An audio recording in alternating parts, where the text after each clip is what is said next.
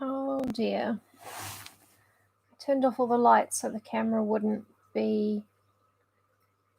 wash me out quite as much, but if anything that's worse, I'm going to turn the lights on.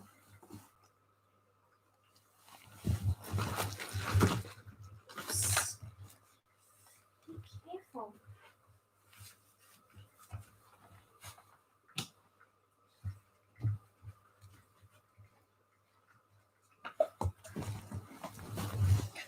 I don't know how to fix the settings. I'm going to have to start putting on silent film style makeup. Just like really, really sharp, hugely defined makeup.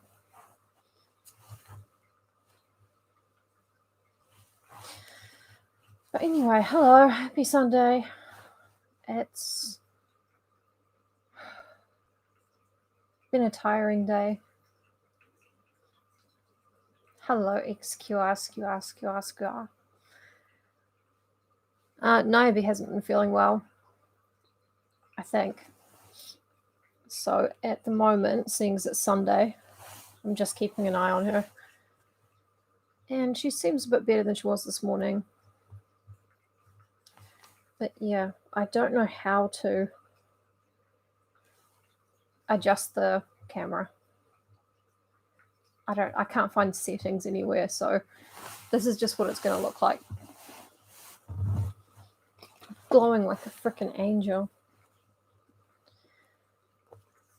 So, yesterday, 2 days ago, whenever it was, we did the chapter about the concert where a lot of drama happened, and Lucy loved it,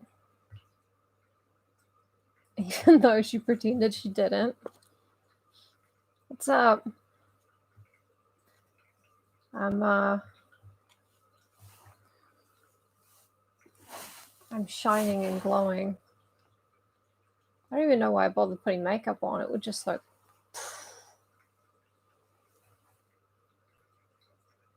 I love seeing people make friends in the comments. That's so funny. That's really nice.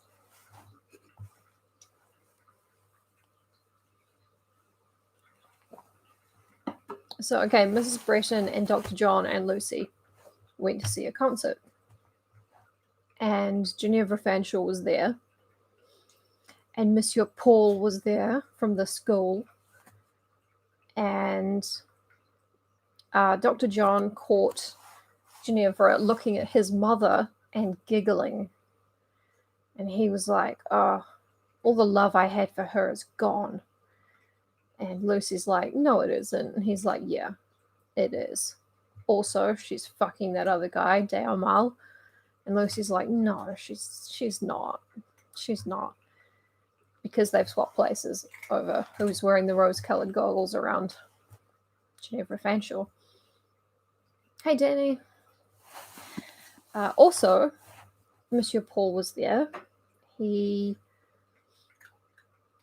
did something to Lucy.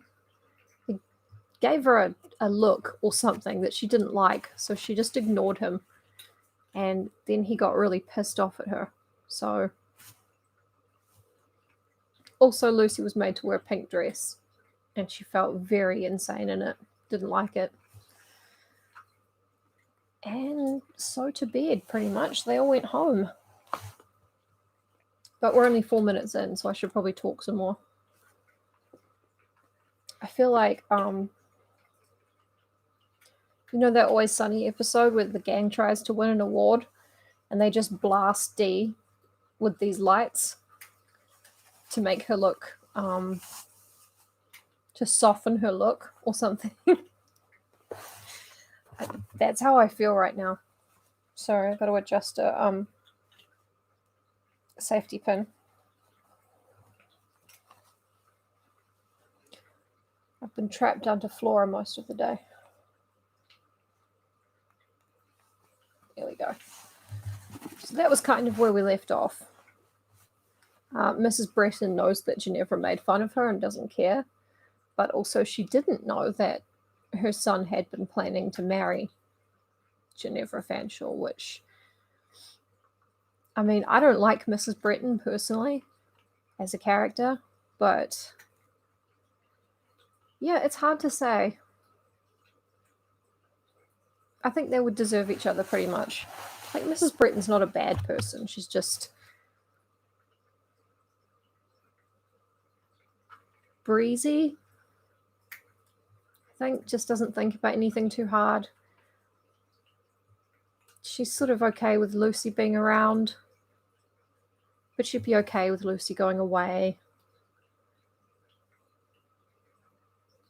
I don't know. She just seems like one of those generally benevolent but kind of neglectful gods. But she is Lucy's godmother, so I guess that makes sense. Come on then, darling.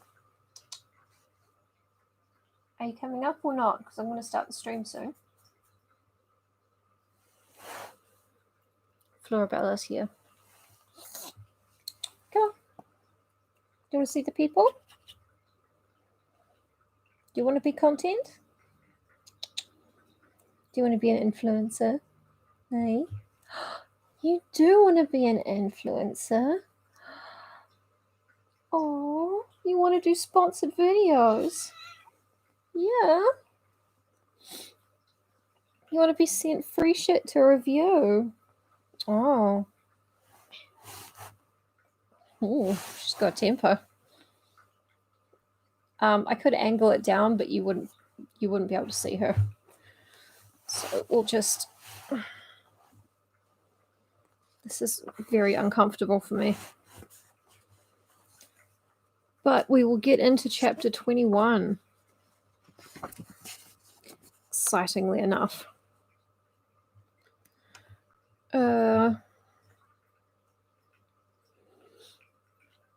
Yep, the end of the concert. I took off my pink dress and lace mantle with happier feelings than I had experienced in putting them on.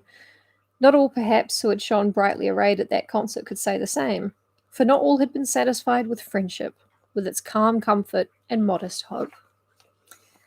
That's Lucy going, it's fine that I'm just friends with Dr. John. I'm not even in love with him, because she's in denial about whatever's going on between her and Monsieur Paul. And she's in a second layer of denial about whatever's going on between her and Ginevra Fanshawe. So, you can't see, but she's sitting exactly so I can't put my arm anywhere comfortable. Yeah, well, chapter 21, reaction.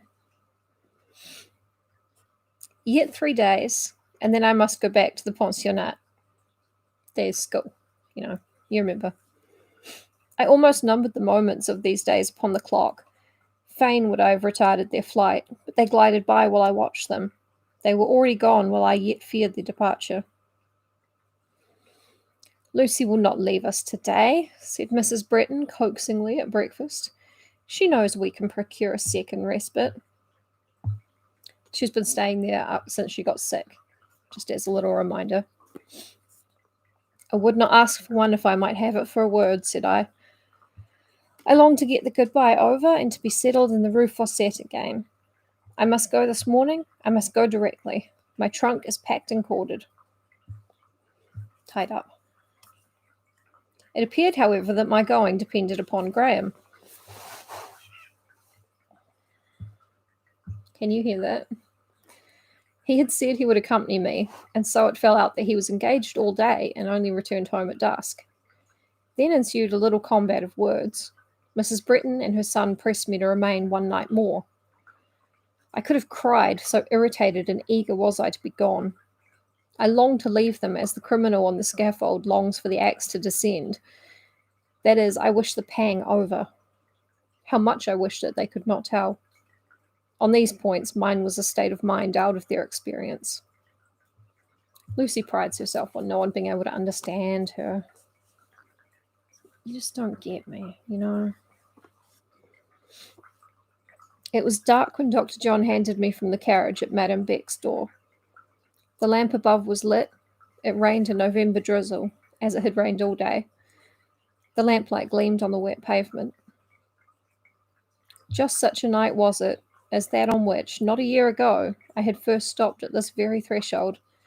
Just similar was the scene. I remembered the very shapes of the paving stones which I had noted with idle eye, while with a thick beating heart I waited the unclosing of that door at which I stood, a solitary and a suppliant. On that night, too, I had briefly met him who now stood with me. Had I ever reminded him of that rencontre, or explained it? I had not, nor ever felt the inclination to do so. It was a pleasant thought laid by in my own mind, and best kept there. Now, if we remember, Lucy kind of stumbled over this place the first night she was in Villette. And Dr. John was the guy who helped her from the train when her bags were missing or something. I can't remember. But she hasn't told him. Hello, people just joining. Lucy has just left Mrs. Bretton's place and she's gone back to the school. Because it's time for her to go back to school. And I am trying not to upset a cat. Graham rang the bell. The door was instantly open, for it was just that period of the evening when the half-boarders took their departure. Consequently, Rosine was on the alert. Rosine is the maid. "Don't come in," said I to him, but he stepped a moment into the well-lighted vestibule. I had not wished him to see that the water stood in my eyes, for his was too kind a nature ever to be needlessly shown such signs of sorrow. He always wished to heal, to relieve. When, physician as he was, neither cure nor alleviation were perhaps in his power. "Keep up your courage, Lucy. Think of my mother and myself as true friends. We will not forget you." "Nor will I forget you, Dr. John." My trunk was now brought in. We had shaken hands. He had turned to go, but he was not satisfied. He had not done or said enough to content his generous impulses.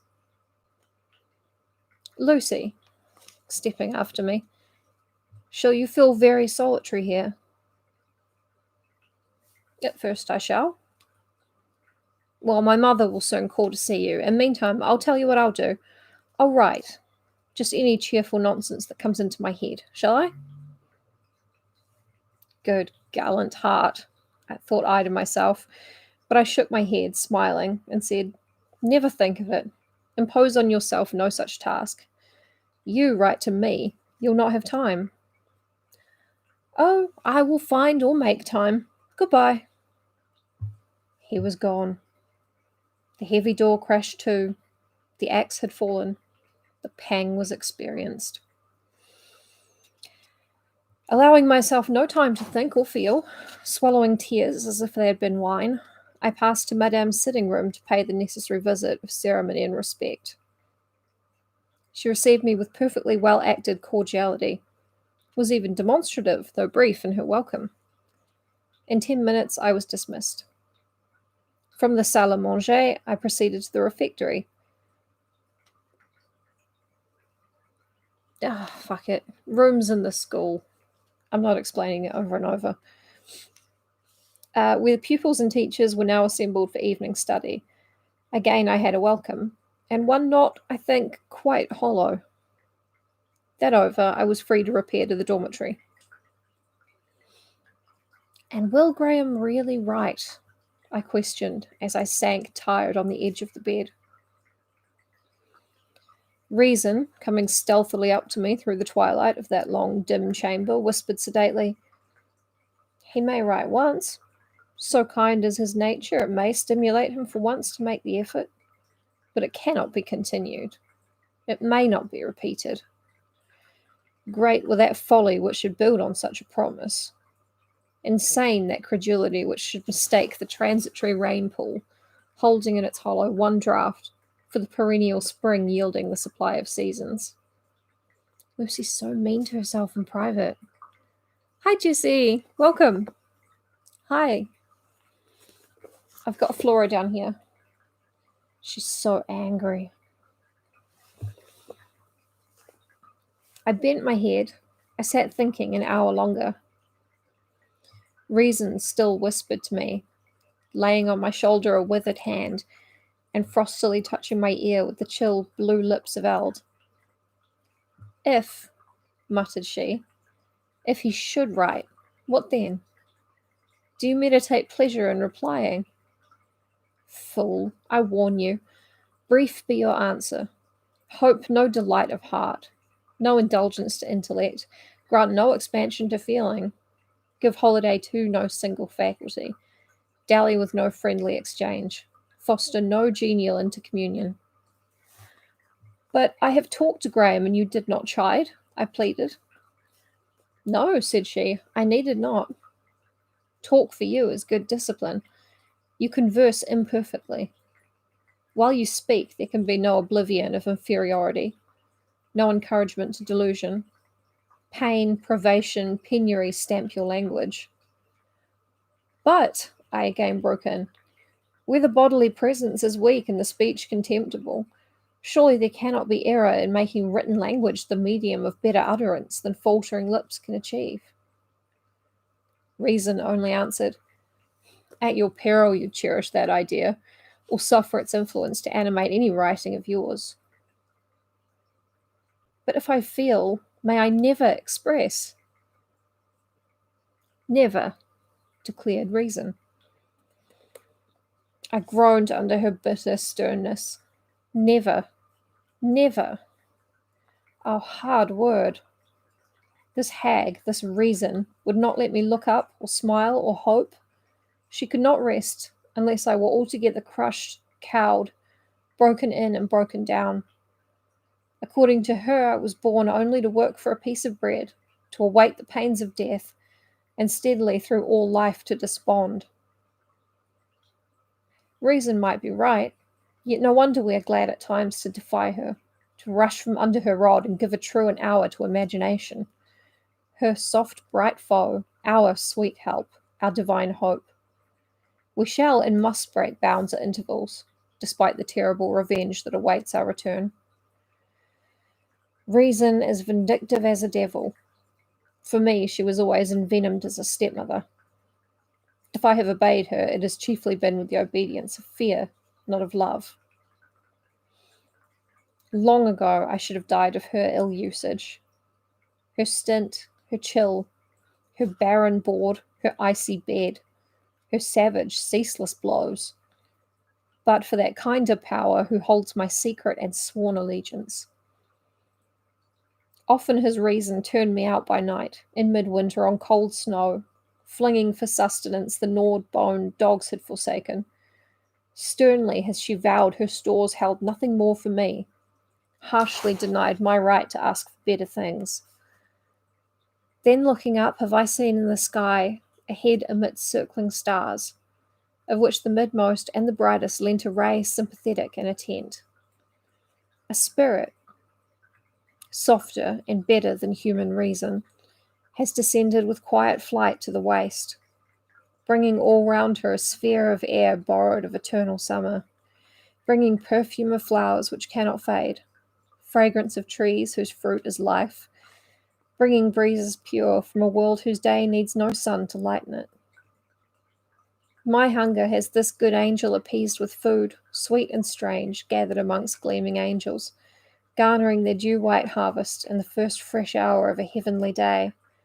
Tenderly has she assuaged the insufferable tears which weep away life itself, kindly given rest to deadly weariness, generously lent hope and impulse to paralyzed despair. Divine, compassionate, succorable influence, when I bend the knee to other than God, it shall be at thy white and winged feet, beautiful on mountain or on plain.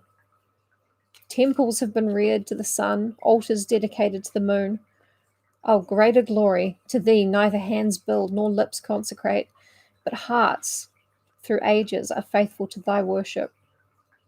A dwelling thou hast, too wide for walls, too high for dome, a temple whose floors are space, rites whose mysteries transpire in presence, to the kindling, the harmony of worlds.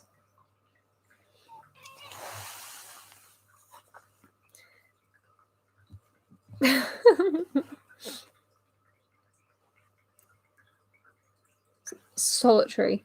Solitary. Oh, it's not even done yet, but Flora started moving. Sovereign complete.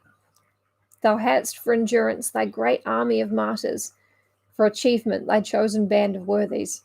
Deity unquestioned, thine essence foils decay. This daughter of heaven remembered me tonight. She saw me weep, and she came with comfort. Sleep, she said, sleep sweetly. I gild thy dreams. She kept her word and watched me through a night's rest, but at dawn reason relieved the guard. I awoke with a sort of start. The rain was dashing against the panes, and the wind uttering a peevish cry at intervals. The night lamp was dying on the black circular stand in the midst of the dormitory. Day had already broken. How I pity those whom mental pain stuns instead of rousing. This morning, the pang of waking snatched me out of bed like a hand with a giant's grip. How quickly I dressed in the cold of the raw dawn. How deeply I drank of the ice-cold water in my carafe. This was always my cordial, to which, like other dram drinkers, I had eager recourse when unsettled by chagrin. Hey, Julie! I can't get the camera to not do this, but, otherwise good. And I've got Mrs. Bella. I got you right here. You're going to be an influencer.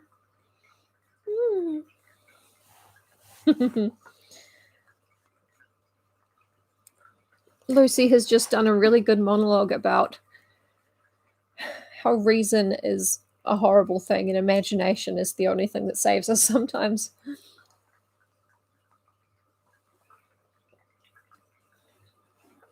I know, I would love to turn up the contrast just so you can see her, but she's just a set of eyes. Eyes! Mwah.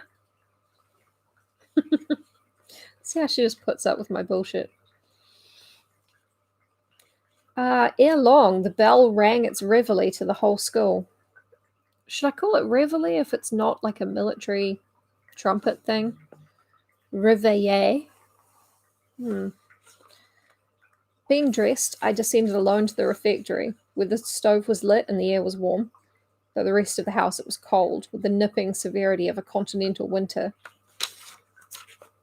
Though now but the beginning of November, a north wind had thus early brought a wintry blight over Europe.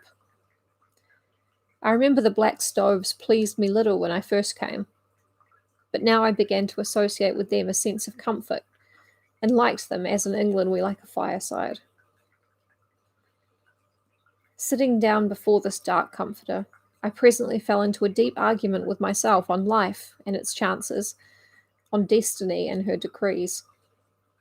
My mind, calmer and stronger now than last night, made for itself some imperious rules, prohibiting under deadly penalties all weak retrospect of happiness past, commanding a patient journeying through the wilderness of the present, enjoining a reliance on faith, a watching of the cloud and pillar which subdue while they guide, and awe while they illumine, hushing the impulse of fond idolatry, checking the longing outlook for a far-off promised land, whose rivers are perhaps never to be reached save in dying dreams, whose sweet pastures are to be viewed but from the desolate and sepulchral summit of a Nebo.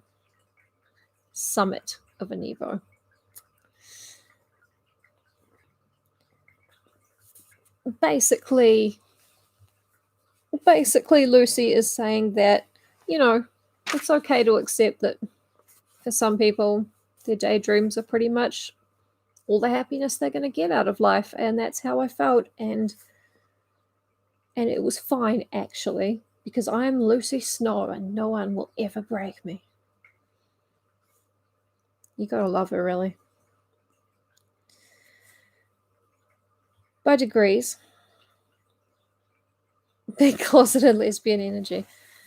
I don't know, I feel exactly the same way. Maybe I'm a closeted optimist. Optimist. By degrees, a composite feeling of blended strength and pain wound itself wirily round my heart, sustained, or at least restrained its throbbings, and made me fit for the day's work. I lifted my head. As I said before, I was sitting near the stove, let into the wall between the refectory and the carré, and thus sufficing to heat both apartments. Piercing the same wall and close beside the stove was a window, looking also into the carré. As I looked up, a cap tassel, a brow, 2 eyes filled the pane of that window. The fixed gaze of those 2 eyes hit right against my own glance. They were watching me. I had not till that moment known there were tears on my cheek, but I felt them now. This was a strange house where no corner was sacred from intrusion, where not a tear could be shed, nor a thought pondered, but a spy was at hand to note and to divine. And this outdoor, this male spy, what business had brought him to the premises at this unwanted hour? What possible right had he to intrude on me thus? No other professor would have dared to cross the carré before the class bell rang. Monsieur Emmanuel took no count of hours nor of claims. There was some book of reference in the first-class library which he had occasion to consult. He had come to seek it. On his way, he passed the refectory. It was very much his habit to wear eyes before, behind, and on each side of him. He had seen me through the little window. He now opened the refectory door, and there he stood.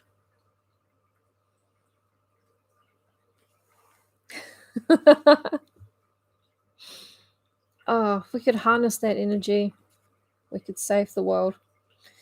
Mademoiselle, vous êtes triste? Miss, you're sad? Monsieur, j'en ai bien le droit. Monsieur, I absolutely have the right to be. Vous êtes malade de cœur et d'humeur, he pursued. You are sick to the heart. You are at once mournful and mutinous. I see on your cheek 2 tears, which I know are hot as 2 sparks, and salt as 2 crystals of the sea. While I speak, you eye me strangely. Shall I tell you of what I am reminded while watching you? Monsieur, I shall be called away to prayers shortly. My time for conversation is very scant and brief at this hour. Excuse. I excuse everything, he interrupted.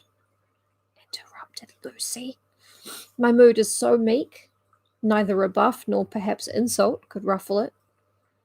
You remind me, then, of a young she-wild creature, new caught, untamed, viewing with a mixture of fire and fear the first entrance of the breaker in. Unwarrantable accost. Rash and rude if addressed to a pupil. To a teacher, inadmissible. He thought to provoke a warm reply. I had seen him vex the passionate to explosion before now. In me, his malice should find no gratification. I sat silent. You look, said he, like one who would snatch at a draught of sweet poison and spurn wholesome bitters with disgust. Indeed, I never liked bitters, nor do I believe them wholesome. And to whatever is sweet, be it poison or food, you cannot at least deny its own delicious quality, sweetness. Better perhaps to die quickly a pleasant death than drag on long a charmless life. Yes, said he, you should take your bitter dose duly and daily, if I had the power to administer it. And as to the well-beloved poison, I would perhaps break the very cup which held it. I sharply turned my head away, partly because his presence utterly displeased me, and partly because I wished to shun questions, lest in my present mood the effort of answering should overmaster self-command. Come, said he more softly, tell me the truth. You grieve at being parted from friends. Is it not so? Yeah. How dare he? How dare he explain anything to Lucy? She knows what's up. The insinuating softness was not more acceptable than the inquisitorial curiosity. I was silent.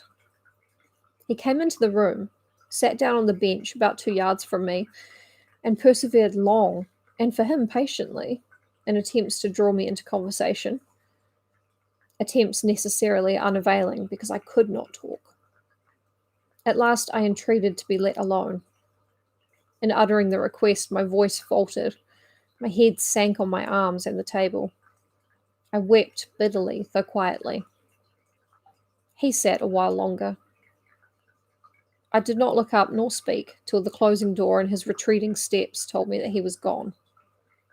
These tears proved a relief. I had time to bathe my eyes before breakfast, and I suppose I appeared at that meal as serene as any other person. Not, however, quite as jocund-looking as the young lady who placed herself in the seat opposite mine. Fixed on me, a pair of somewhat small eyes twinkling gleefully, and frankly stretched across the table a white hand to be shaken. Miss Fanshaw's travels, gaieties, and flirtations agreed with her mightily. She had become quite plump. Her cheeks looked as round as apples. I had seen her last in elegant evening attire. I don't know that she looked much less charming now in her school dress, a kind of careless peignoir of a dark blue material, dimly and dingily plaided with black. I even think this dusky wrapper gave her charms a triumph, enhancing by contrast the fairness of her skin, the freshness of her bloom, the golden beauty of her tresses. Yeah. Hi, Josh. Lucy has returned to the school where she was sad and cried, and Monsieur Paul was totally spying on her. And she cried in front of him, which she didn't like. And now Ginevra Fanshaw's back, and she's hotter than ever. I'm glad you are come back, Timon, said she. Timon was one of her dozen names for me. You don't know how often I have wanted you in this dismal hole. Really? Oh, have you? Then, of course, if you wanted me, you have something for me to do. Stockings to mend, perhaps. I never gave Ginevra a minute's or a farthing's credit for disinterestedness. Crabbed and crusty as ever, said she. I expected as much. It would not be you if you did not snub one. But now, come, grandmother. I hope you like coffee as much and pistolets as little as ever. Are you disposed to barter? Take your own way. This way consisted in a habit she had of making me convenient. She did not like the morning cup of coffee, its school brewage not being strong or sweet enough to suit her palate, and she had an excellent appetite, like any other healthy schoolgirl, for the morning pistolets or rolls, which were new-baked and very good, and of which a certain allowance was served to each. This allowance being more than I needed, I gave half to Ginevra, never varying in my preference, though many others used to covet the superfluity, and she in turn would sometimes give me a portion of her coffee. This morning I was glad of the draught. Hunger I had none, and with thirst I was parched. I don't know why I chose to give my bread rather to Ginevra than to another, nor why, if two had to share the convenience of one drinking vessel, as sometimes happened, for instance when we took a long walk into the country and halted for refreshment at a farm, I always contrived that she should be my convive, and rather liked to let her take the lion's share, whether of the white beer, the sweet wine, or the new milk. So it was, however, and she knew it, and therefore, while we wrangled daily, we were never alienated. Okay, so it's become extremely gay again. Just going to take a moment to let everyone enjoy that. They share a cup all the time. Anytime two girls have to share a cup, Lucy and Ginevra always choose each other. Oh, that's just really nice. And Lucy always gives Ginevra her extra breakfast roll. Even though they bicker and fight all the time, that's just really adorable.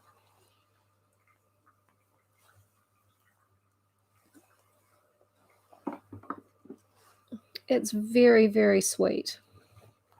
Ow, I know, but my leg's starting to hurt, babe.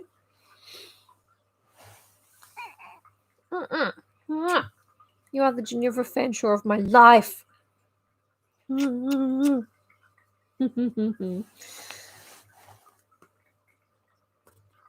After breakfast, my custom was to withdraw to the first class and sit and read. Ow, my leg. Ow. Ugh. Or think, oftenest the latter, there alone, till the 9 o'clock bell threw open all doors, admitted the gathered rush of externe and demi-pensionnaire, and gave the signal for entrance on that bustle and business to which, till 5 p.m., there was no relax. An externe is like a day pupil, people who don't live at the school, and demi-pensionnaire, people who sort of live part-time at the school.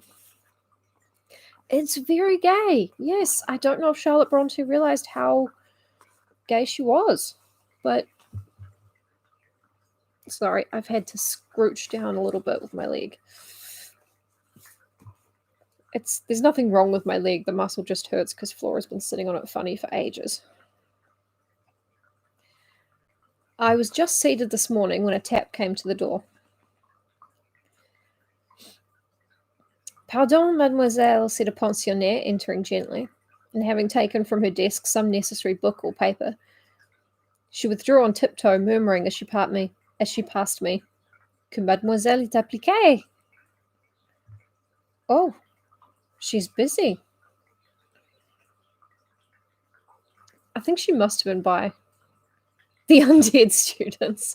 Yeah, whether or not she realized it, I think if Charlotte Bronte had been alive today, she would have got there and probably been a lot more happier. Indirect kisses via cup. An indirect kiss between brothers. Oh, mademoiselle is so busy.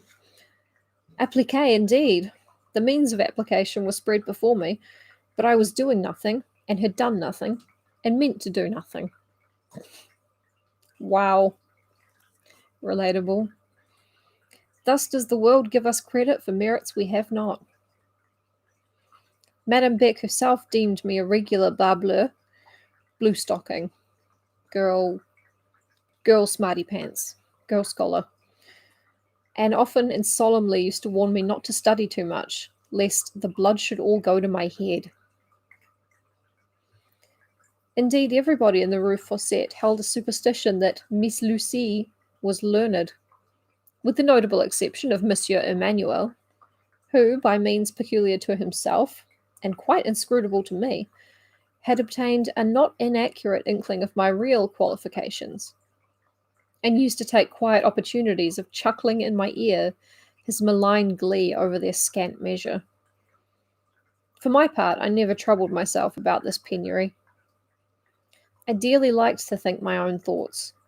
I had great pleasure in reading a few books, but not many, preferring always those in whose style or sentiment the writer's individual nature was plainly stamped, flagging inevitably over characterless books, however clever and meritorious, perceiving well that, as far as my own mind was concerned, God had limited its powers and its action, thankful, I trust, for the gift bestowed, but unambitious of higher endowments, not restlessly eager after higher culture.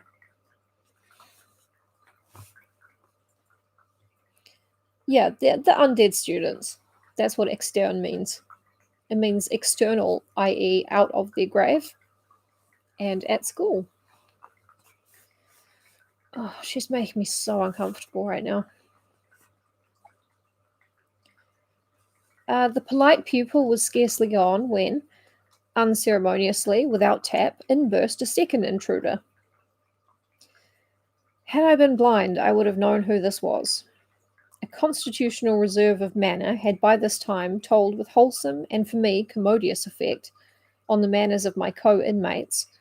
Rarely did I now suffer from rude or intrusive treatment. When I first came, it would happen once and again that a blunt German would clap me on the shoulder and ask me to run a race, or a riotous Labascourienne seized me by the arm and dragged me towards the playground. Urgent proposals to take a swing at the Pas de Géant, or to join in a certain romping hide-and-seek game called Un, Deux, Trois, were formerly also of hourly occurrence. But all these little attentions had ceased some time ago. Ceased, too, without my finding it necessary to be at the trouble of point-blank cutting them short. I had now no familiar demonstration to dread or endure, save from one quarter, and as that was English, I could bear it. Ginevra Fanshawe made no scruple of, at times, catching me as I was crossing the carré, whirling me around in a compulsory waltz, and heartily enjoying the mental and physical discomfiture her proceeding induced. Ginevra Fanshawe it was who now broke in upon my learned leisure. She carried a huge music book under her arm. Guys, take a tiny moment here so that we can all enjoy this image of Lucy trying to just cross the courtyard normally, and Ginevra Fanshawe just running up to her, dancing her around in a waltz. It's so anime.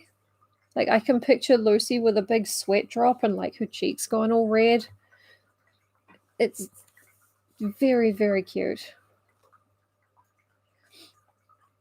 And very, very sad because, you know, whether you've read this before or not, you know that because of the time it was written, obviously this doesn't end with Ginevra and Lucy together.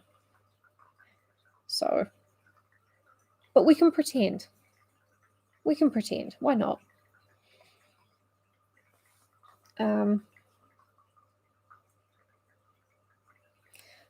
She carried a large music book under her arm. Good you're practicing, said I to her at once. Away with you to the little salon. Not till I have had a talk with you, chère amie. I know where you have been spending your vacation, and how you have commenced sacrificing to the graces, and enjoying life like any other belle. I saw you at the concert the other night, dressed actually like anybody else. Who is your tailleuse? Who's your tailor, your lady tailor? Tittle tattle, how prettily it begins. My tailleuse, a fiddlestick. Come, sheer off, Ginevra. I really don't want your company. But when I want yours so much, ange farouche, what does a little reluctance on your part signify?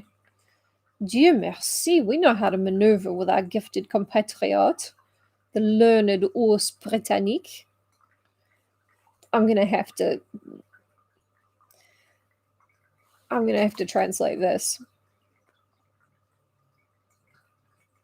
Basically, she's calling her a British bear because she's being so grumpy, and calling her an angel, saying, oh, my grumpy old angel. You don't want to hang out with me, but I want to hang out with you so much. And anyway, you grumpy old bear. And so, Orson, you know Isidore? Now, Isidore, as we remember, it was the code word for one of Ginevra's suitors.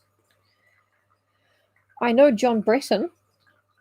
Oh, hush, putting her fingers in her ears. You crack my tympanums with your rude Anglicisms. But how is our well-beloved John? Do tell me about him. The poor man must be in a sad way. What did he say to my behaviour the other night? Wasn't I cruel? Do you think I noticed you? It was a delightful evening. Oh, that divine de Amal. And then to watch the other sulking and dying in the distance, and the old lady, my future mamma-in-law. But I'm afraid that I and Lady Sarah were a little rude in quizzing her. Lady Sarah never quizzed her at all, and as for what you did, don't make yourself in the least uneasy. Mrs. Breton will survive your sneer. She may. Old ladies are tough. But that poor son of hers. Do tell me what he said. I saw he was terribly cut up. He said you looked as if, at heart, you were already Madame de Amal. Did he? She cried with delight. He noticed that. How charming. I thought he would be mad with jealousy. Ginevra, have you seriously done with Dr. Breton? Do you want him to give you up? Oh, you know he can't do that. But wasn't he mad? Quite mad, I assented. As mad as a March hare. Well, and however did you get him home? However, indeed. Have you no pity on his poor mother and me? Fancy us holding him tight down in the carriage, and he raving between us, fit to drive everybody delirious. The very coachman went wrong somehow, and we lost our way. You don't say so. You are laughing at me. Now, Lucy Snow, I assure you it is fact. In fact, also, that Dr. Breton would not stay in the carriage. He broke from us and would ride outside. And afterwards? Afterwards, when we did reach home, the scene transcends description. Oh, but describe it. You know it is such fun. Fun for you, Miss Fanshawe. But, with stern gravity, you know the proverb, what is sport to one may be death to another. Go on, there's a darling Timon. Conscientiously, I cannot, unless you assure me you have some heart. I have. Such an immensity, you don't know. Good. In that case, you will be able to conceive Dr. Graham Breton rejecting his supper in the first instance, the chicken, the sweetbread prepared for his refreshment left on the table untouched. Then, but it is of no use dwelling at length on harrowing details. Suffice it to say that never, in the most stormy fits and moments of his infancy, had his mother such work to tuck the sheets about him as she had that night. He wouldn't lie still. He wouldn't lie still. There it was. The sheets might be tucked in, but the thing was to keep them tucked in. And what did he say?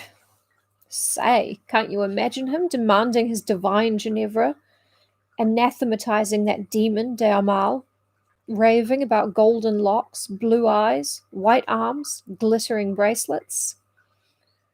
No, did he? He saw the bracelet? Saw the bracelet, yes, as plain as I saw it.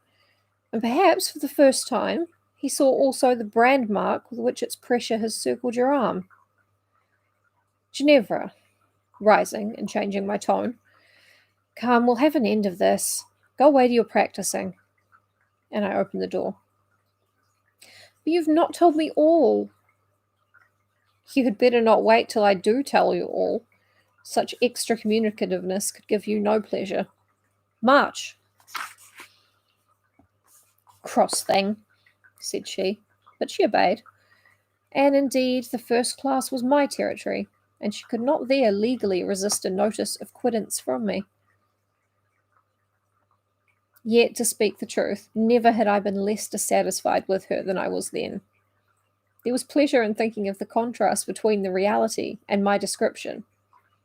To remember Dr. John enjoying the drive home, eating his supper with relish, and retiring to rest with Christian composure. It was only when I saw him really unhappy that I felt really vexed with the fair, frail cause of his suffering.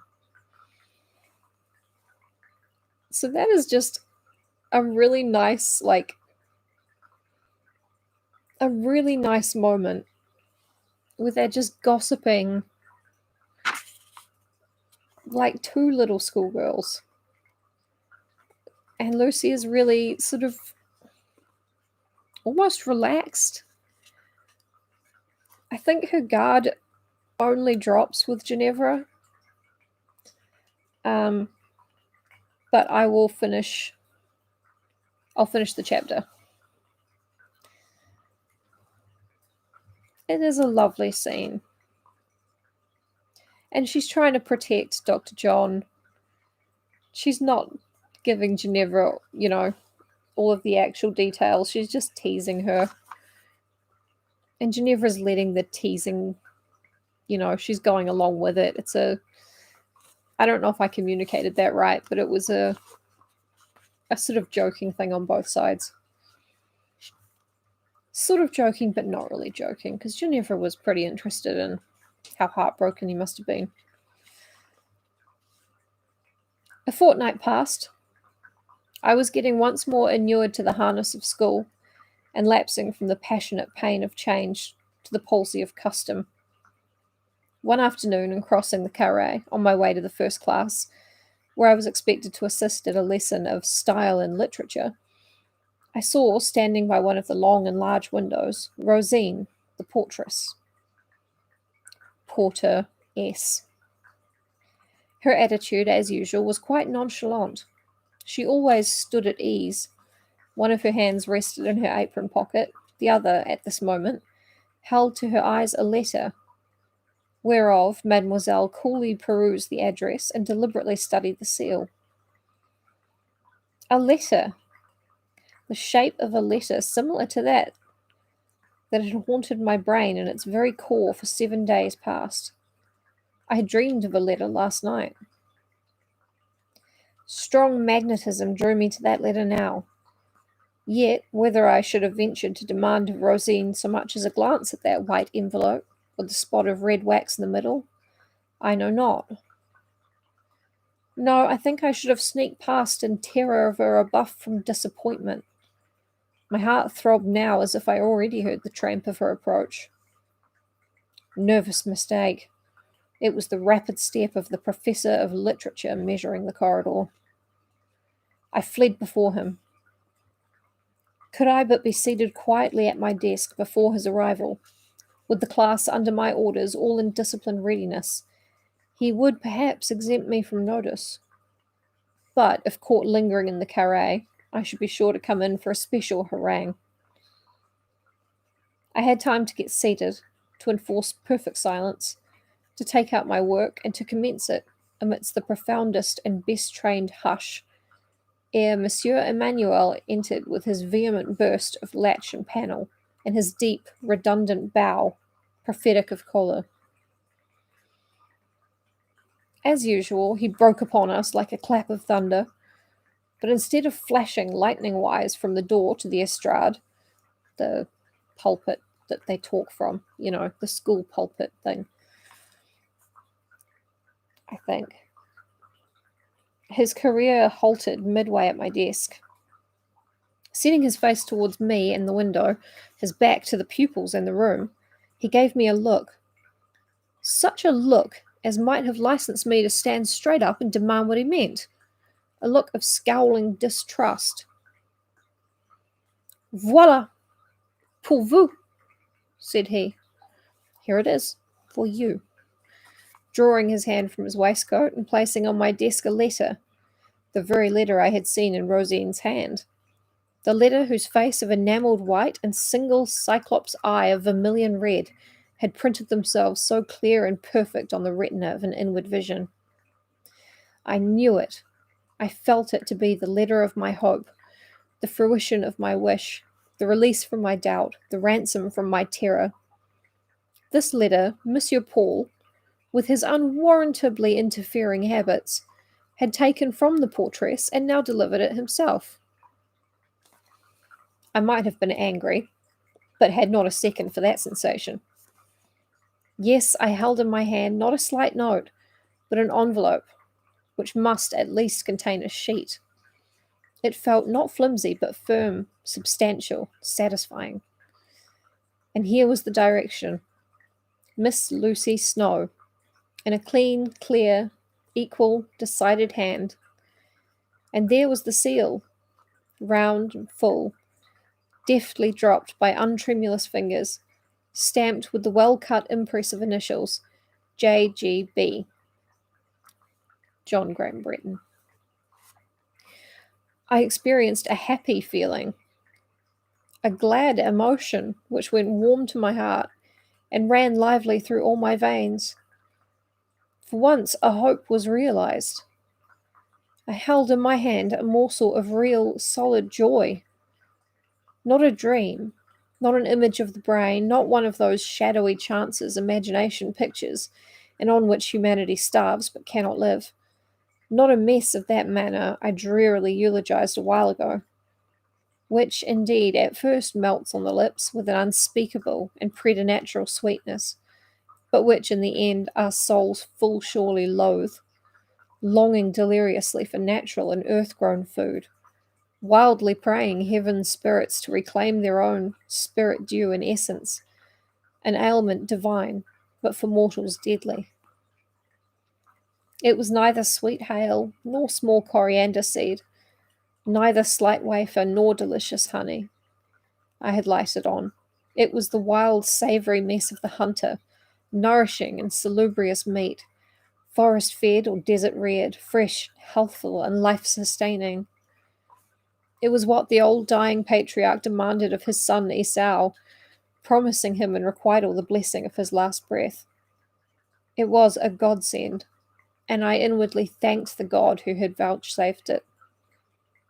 Outwardly, I only thanked man, crying, thank you, monsieur." Monsieur curled his lip, gave me a vicious glance of the eye, and strode to his estrade. Monsieur Paul was not at all a good little man, though he had good points. Did I read my letter then and there? Did I consume the venison at once and with haste, as if Esau's shaft flew every day? I knew better.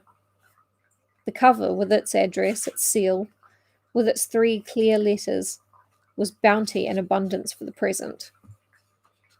I stole from the room. I procured the key of the great dormitory, which was kept locked by day. I went to my bureau, with a sort of haste and trembling lest Madame should creep upstairs and spy me. I opened a drawer, unlocked a box, and took out a case, and, having feasted my eyes with one more look, and approached the seal with a mixture of awe and shame and delight to my lips, I folded the untasted treasure, yet all fair and inviolate, in silver paper, committed it to the case, shut up box and drawer, reclosed, relocked the dormitory, and returned to class, feeling as if fairy tales were true and fairy gifts no dream. Strange, sweet insanity.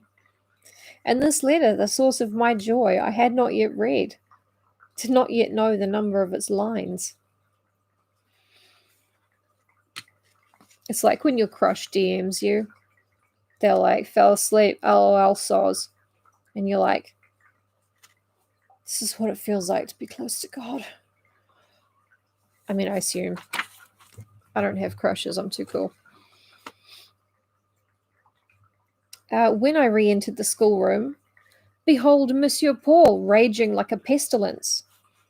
Some pupil had not spoken audibly or distinctly enough to suit his ear and taste, and now she and others were weeping, and he was raving from his estrade, almost livid. Curious to mention, as I appeared, he fell on me.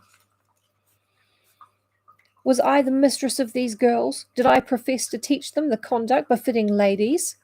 And did I permit, and he doubted not, encourage them to strangle their mother tongue in their throats, to mince and mash it between their teeth, as if they had some base cause to be ashamed of the words they uttered? Was this modesty? He knew better. It was a vile pseudo-sentiment, the offspring or the forerunner of evil. Rather than submit to this mopping and mowing, this mincing and grimacing, this grinding of a noble tongue, this general affectation and sickening stubbornness of the pupils of the first class, he would throw them up for a set of insupportable petites maîtresses and confine himself to teaching the ABC to the babies of the 3rd Division. What could I say to all of this? Really, nothing, and I hoped he would allow me to be silent. The storm recommenced. Every answer to his queries was then refused. It seemed to be considered in that place, that conceited boudoir of a first class, with its pretentious bookcases, its green baize decks, its rubbish of flower stands, its trash of framed pictures and maps, and its foreign surveillante, forsooth. It seemed to be the fashion to think there that the professor of literature was not worthy of a reply. These were new ideas, imported, he did not doubt, straight from La Grande Bretagne, Great Britain. They savoured of island insolence and arrogance.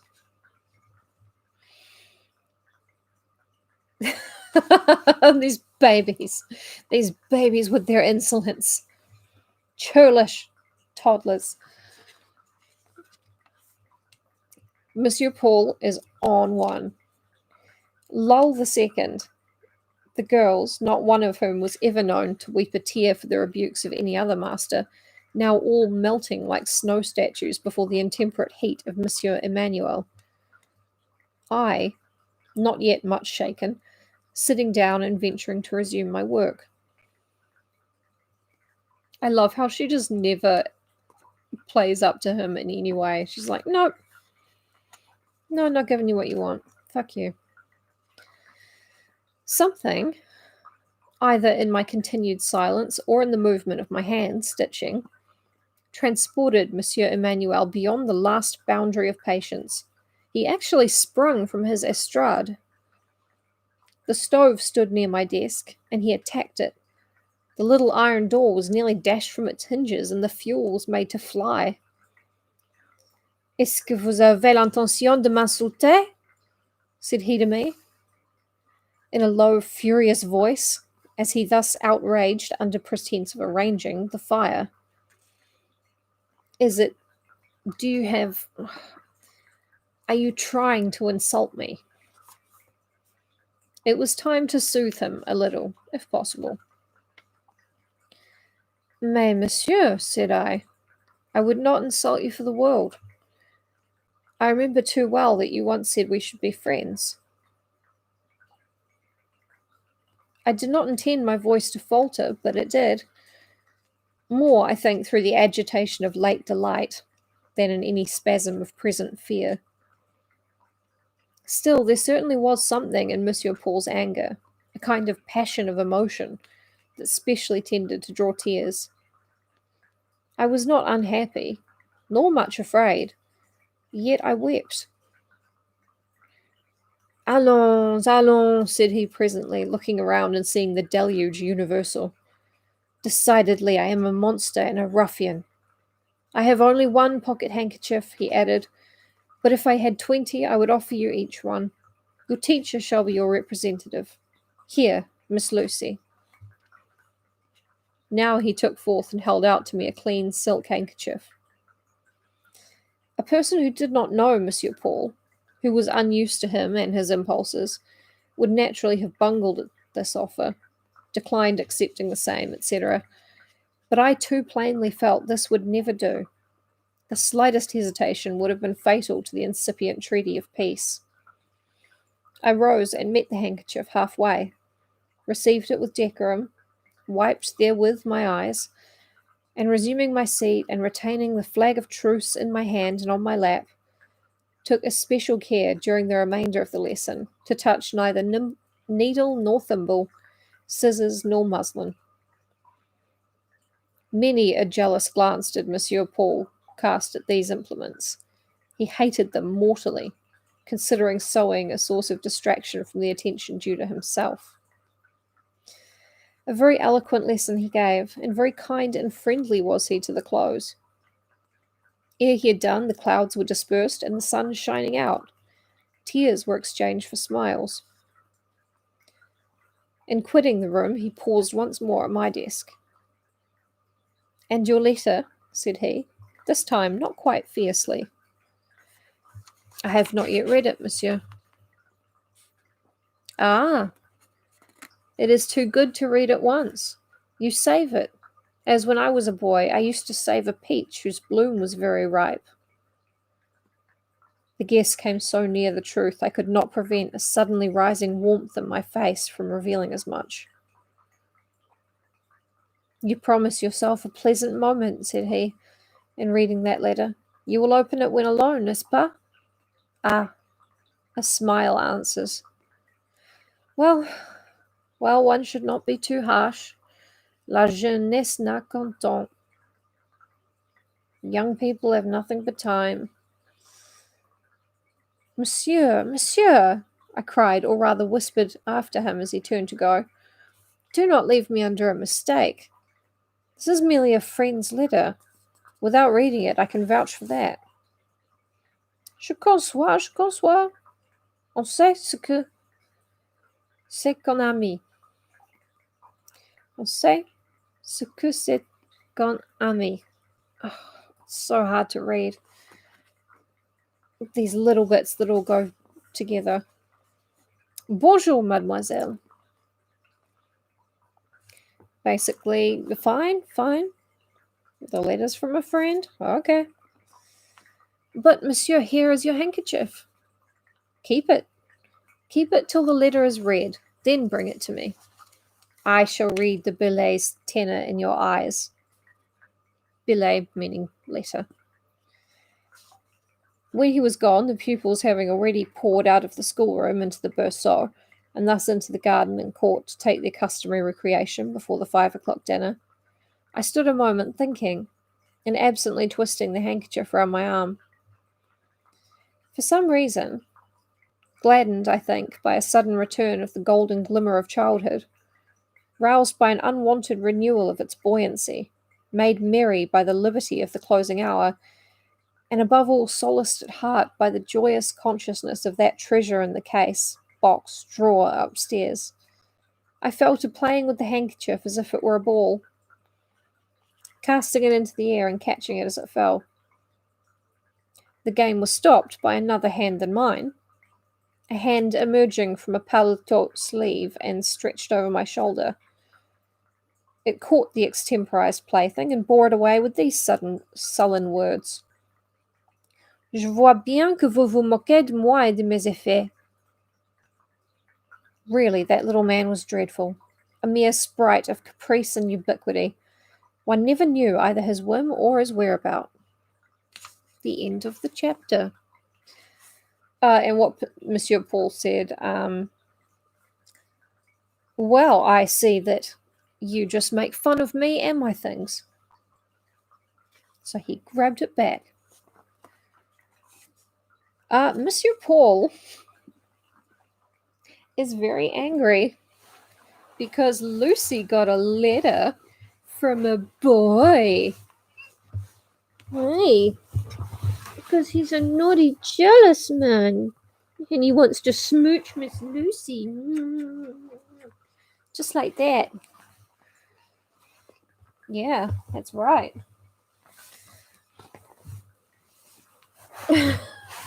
Capri Sun ubiquity.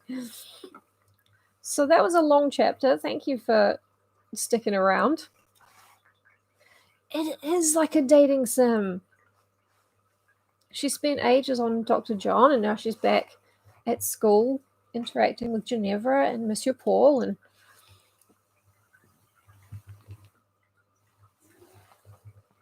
I believe that Monsieur Paul would be known in that world as a tsundere waifu.